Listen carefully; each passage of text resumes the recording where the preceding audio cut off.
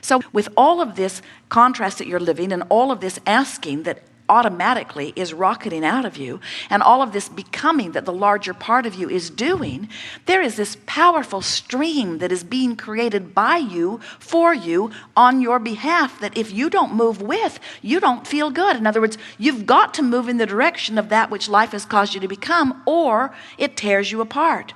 You are beat up by your own stream, so to speak. We see you. It's like you take your rubber raft down to the river's edge. You've got your oars inside. You get to the river. You contemplate all of it. Then you deliberately point your raft upstream and begin paddling very hard against the current. And we say, why not turn and go with the flow? And you say, never really thought about that. The people who seem most responsible to life are all paddling upstream, and they seem to be diligent and determined. And most of all, they're very vociferous in their encouragement that I do the same thing. Come this way, they say. Come this way. And I say, is it fun? And they say, no, but it's the right way. Come with me this way. And when I was little, I questioned them a lot. I'd say, oh, I don't think I really want to do that. But there were so many of them doing that.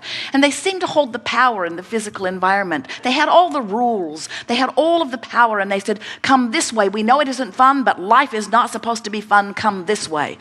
We know that life is not supposed to be fair, but come this way. Come this way. Come this way. And then they got stronger and more determined. And look at all of the monuments around our planet. The monuments all seem to be left in honor of those who have struggled very hard and died in their struggle. And then they go on to tell us that they have heard that the rewards in heaven are mighty for those who have struggled and persevered.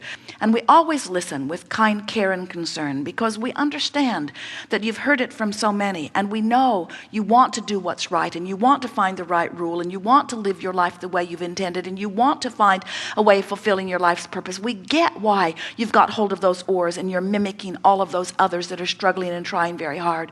But we have to tell you this one little thing that you're overlooking, that almost all of you have forgotten, and that is nothing that you want is upstream. Not one single thing that you want is upstream. And the reason that we know that so emphatically is because we've seen the stream. We know how it got started. We are at the headwaters of the stream. We know that you are source energy. We know that your life has caused you to become more. We know that the source within you is riding the rocket of what you want. We know why the stream flows in the way that it does. And we are here to tell you that when you let go of those oars, you don't have to turn in the stream. Just let go of the oars. Just stop justifying. Just stop defending. Just stop trying to defend your position of not having what you want. And if you will let go of the struggle, it is our promise to you, the stream will turn you in that moment. And in that moment, you will feel the relief that only comes when you let go of the oars. Better said, when you release resistance. Better said, when you go with the flow of who you are. Better said, when you let yourself move in the direction of that which you have become. Better said, when you allow yourself to become the expanding being that life insists that you must become. You can't hold back from your expansion. You cannot become less. Do you know that? You can't have an experience which causes you to expand and then deny that expansion. The source within you will not deny that expansion. And do you know why you can't deny it? Because law of attraction, have you been hearing about it? Law of attraction is responding to the vibrational basis of all that is. Law of attraction is like a giant magnifying glass that is responding to every vibration in the universe. So, appealing to your logic, this eternal part of you, eternal meaning we can't even quantify the time of it, this eternal you that law of attraction is responding to, which do you think has the strongest pulling power? Law of attraction responding to this eternal part of you, or to this physical part of you? Think about it. You've lived so much and you've become so much, and each time you live, you become more. And isn't it logical to you that this generation, these generations that are alive here in your physical bodies now on planet Earth, are benefiting from the desires that were born in past generations? And don't you sort of see that future generations will benefit from even what you are asking for now? And we want you to understand that you have the ability to benefit from your asking right here, right now, if when you ask, you could stop resisting. And that's the tricky part. In other words, so here you are experiencing contrast of a body that feels sick, and in that sickness, you are asking for wellness in a stronger way than you ever have before. And in the moment that you ask for wellness, when you ask, it is given, and the vibrational part of you that is the larger part of you becomes weller than it has ever been because of this new experience that you just provided. And if you could release the resistance that is keeping you from that wellness, you would be well so fast doctors' heads would spin. In fact, you'd be well so fast, they would proclaim, I must have misdiagnosed you to begin with.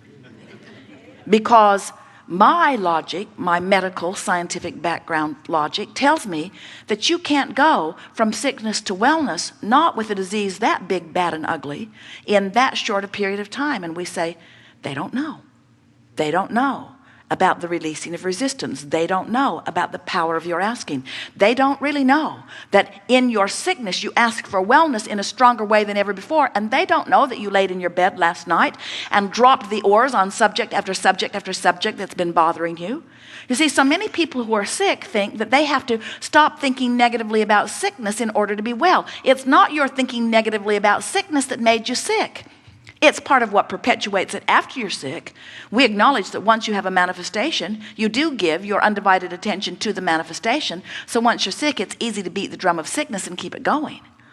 But we want you to understand that it wasn't thinking about sickness that made you sick. It was being mad at your daughter. It was being mad at your mother. It was being mad at your husband. It was being mad at your wife.